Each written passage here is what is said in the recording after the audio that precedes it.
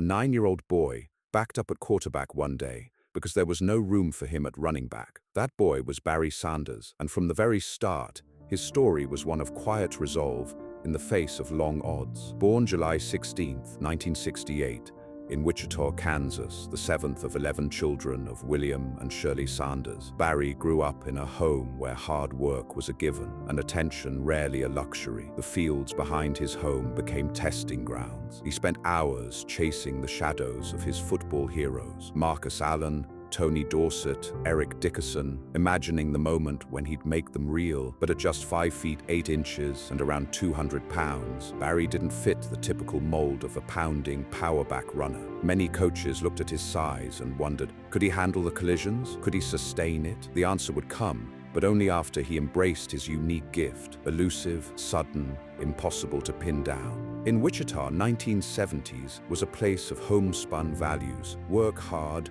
show up, but don't expect gold medals or limelight. Barry absorbed that. His older brothers had already built start lives. So for Barry, the task was quieter. He simply needed to show up. At North High School in Wichita, Barry played mostly defensive back until late in his senior year, underscoring how coaches still underestimated his ability despite his talent. Then with 5 games left in his senior season, Barry was switched to running back. He thundered for more than 1,400 yards and earned all-state honors despite the late switch. One of his high school coaches recalled, Barry didn't look like a typical back, but when he got the ball, it was like a drop of ink in water, spreading, flowing, and impossible to localize. That metaphor stuck. Barry didn't run through defenders. He ran beside them, around them, away from them. Yet college recruiters were cautious. Despite the numbers, his size and lack of years at running back kept many schools away. Only a handful of scholarship offers came. He accepted one from Oklahoma State University, the move that would change everything.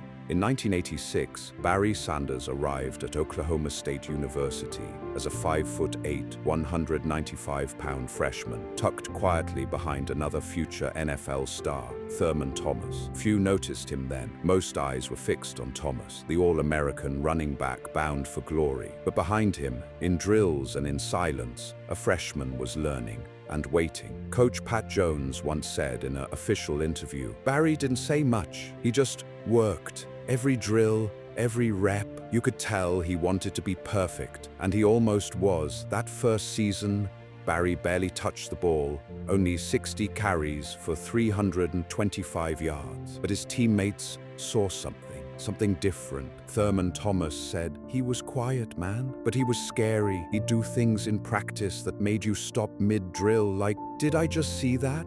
For 2 long seasons, Barry Sanders waited behind Thurman Thomas. No spotlight, no headlines, just early mornings, wind sprints, and the grind of repetition. He studied footwork, angles, vision, not from coaches, but from observation. Sanders turned patience into fuel. Barry Sanders said in an old interview, you can learn a lot from watching. When your time comes, you don't want to be surprised by it. In 1987, still in Thomas's shadow, Barry showed flashes of brilliance on special teams, leading the nation with 875 kick return yards. Each return, each sidestep, each touchdown was a whisper of what was coming. But even as he dazzled, he remained grounded, focused. His roommate and teammate Hart Lee Dykes remembered it clearly. Hart Lee Dykes said he wasn't chasing fame. After practice, he'd go lift, watch film, maybe call home. He didn't go out much. Barry lived in his own quiet rhythm.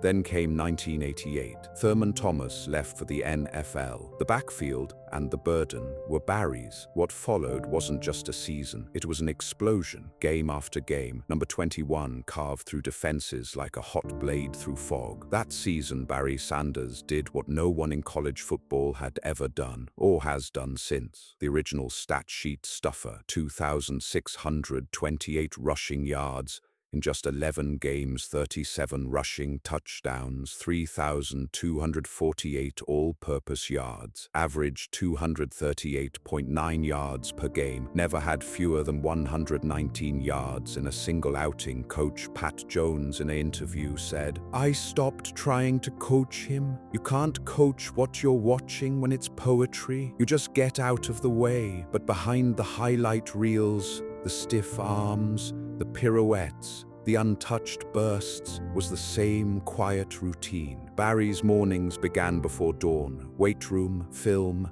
then practice. Deliberate, meticulous. He studied defensive fronts the way an artist studies light. Every cut was planned, yet felt like improvisation. By the end of 1988, the numbers spoke louder than any speech could. Barry Sanders wasn't just the best player in college football. He was a phenomenon. On December 3, 1988, in New York City, the Downtown Athletic Club announced what everyone already knew. Barry Sanders was the 1988 Heisman Trophy winner. Footage: Barry accepting the award, soft smile, eyes humble. Barry Sanders, speech excerpt: "I want to thank my teammates, the offensive line, the coaches, everyone at Oklahoma State. I couldn't have done any of this without them." But even in that moment, the peak of college football glory, Barry stayed the same. No long speech, no fanfare, just gratitude, humility, and the quiet dignity that defined his journey. He didn't boast, he didn't celebrate loudly. He simply went back home,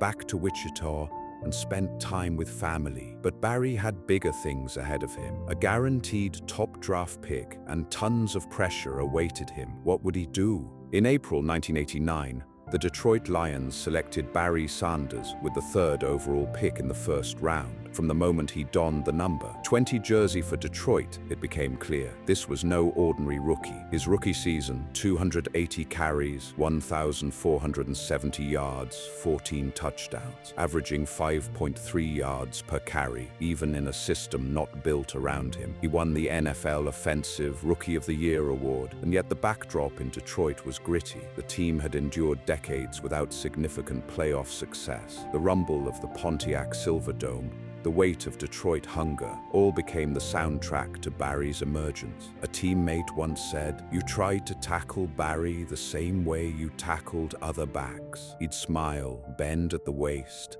dip his shoulder, and you'd finish the play by grabbing air." Game by game, season after season, he averaged over 1,000 rushing yards. He became the first back in NFL history to average at least 1,000 yards in each of his 10 seasons. Let's chart some of the key milestones. 1991 helped the Lions to their first postseason win since 1958. 1994 rushed for 1,883 yards. Named NFL Offensive Player of the Year. 1997, his masterpiece. 2,053 rushing yards, 11 rushing touchdowns, averaged 6.1 yards per carry, made history with only the 3rd 2,000-plus yard season, and he shared the NFL Most Valuable Player (MVP) award with Brett Favre. By the time he hung up his cleats, Barry had amassed 15,269 rushing yards, with 3,062 carries, an average of 5.0 yards per attempt, and scored 99 rushing touchdowns. He also caught 352 passes for 2,921 yards and 10 receiving touchdowns. His honors: 10 Pro Bowls in 10 seasons, first team All-Pro 6 times, inducted into the Pro Football Hall of Fame in 2004, first ballot selection at that. And then, just as suddenly as his bursts of elusiveness, Barry did something almost unheard of. He walked away. After the 1998 season, at age 31, Barry retired from pro football, leaving the game with 1,457 yards short of surpassing the then record held by Walter Payton. He could have, by the way. What prompted the move? Barry himself offered this: "There was no fire left. I felt I'd done what I came to do," and yet teammates still stare at his number 20 jersey hanging in the Detroit rafters with reverence. Former Lions receiver Herman Moore called him the best running back in the history of the game. In the pantheon of running backs, Barry Sanders is both anomaly and archetype. He stood small in height, yet his impact was towering. He eschewed showiness, few wild celebrations, yet his football artistry is still dissected like a master painting. His stats speak, but so does his presence. Sanders led the NFL in rushing yards 4 times and in rushing touchdowns once. He never had a season with fewer than 1,000 rushing yards. yards. In 1997, his 2,053-yard season placed him among only 3 backs at the time to ever surpass 2,000 in a single season. And now we come to the conclusion. Did Barry Sanders leave the game too early? Was his early exit a loss for football and for his legacy, or did he depart on his own terms, preserving his myth? If he had stayed 5 more years, perhaps he would have broken Peyton's record, perhaps changed how running backs are measured. We'll never know. But in his decision lies a message. For Barry, the joy of running, the purity of the moment, mattered more than the chase for records. Was he the greatest? It depends on how you define greatness. If you value longevity and accumulation, then perhaps, but pure athleticism and skill with a football in his hands, Barry stands alone. But art isn't always measured in sheer volume, it's all perception. Barry Sanders will always be on the Mount Rushmore of running backs, and perhaps the Mount Rushmore of all NFL legends, the dark horse of NFL history, and the greatest collegiate season ever started from humble beginnings in Wichita, a true prodigy path. Picture the Pontiac Silverdome turf, the roar of the crowd, the blur of number 20 slicing through the pocket of the defense. The field became Barry's canvas. He painted with steps and cuts, hesitation and acceleration. When he left, he didn't leave fans wanting. He left them remembering, not with fifth-quarter commentary or post-game controversies, just the memory of that run where for an instant everything paused, the defender vibrating in his juke, the crowd rising as one, the world noticing how something small could create something monumental. So here's to Barry Sanders, the boy who grew up in Wichita, the man who reimagined what a running back could be, and the legend who walked away on his own terms. The sport is richer for his presence. The question of what if only deepens his myth. In the end, perhaps the greatest achievement isn't how many yards you gain, but how many minds you change, how you show the improbable can become inevitable.